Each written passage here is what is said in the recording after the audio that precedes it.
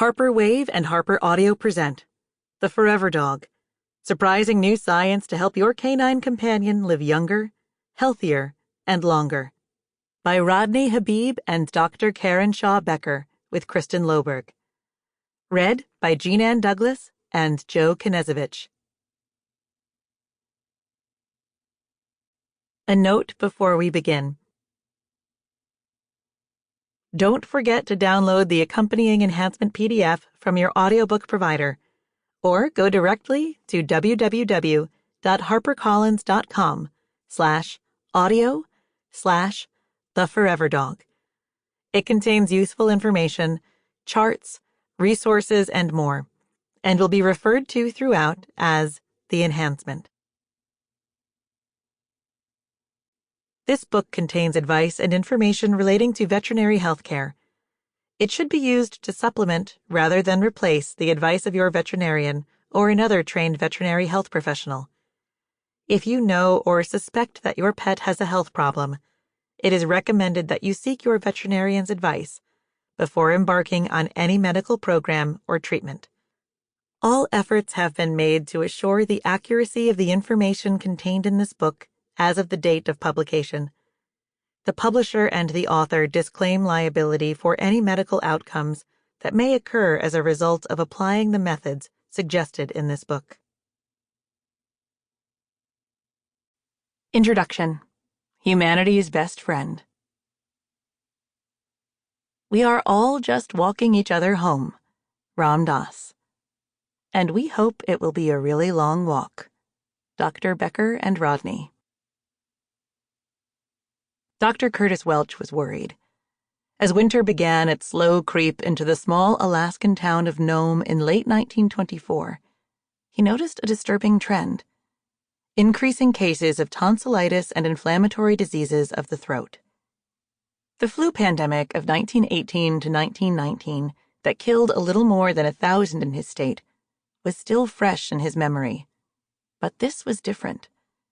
Some of the cases had the appearance of diphtheria. In his 18 years practicing there as a physician, he had never seen the contagious infection, brought about by a certain strain of toxin-producing bacteria, that can lead to death, especially in children. Diphtheria was commonly known as the strangling angel of children. It causes the throat to become blocked with a thick, leathery coating that makes breathing very difficult. Without treatment, death by suffocation is likely. By January the following year, it was clear he was dealing with an outbreak of the dreadful disease and had no treatment on hand. Children were beginning to die. At his request, all schools, churches, movies, and lodges were closed, and all public gatherings were forbidden. No longer could people travel on the trails, with the exception of those delivering mail or conducting urgent and necessary business. Homes were quarantined if any family members were suspected of having the illness. Although these measures would help, what Dr. Welch really needed to save his entire region of about 10,000 people was the antitoxin serum. The cure, however, was more than 1,000 miles away in Anchorage. It may as well have been millions of miles away, as there was no way to traverse the ice-filled harbors or fly an open-cockpit plane through the sub-zero temperatures.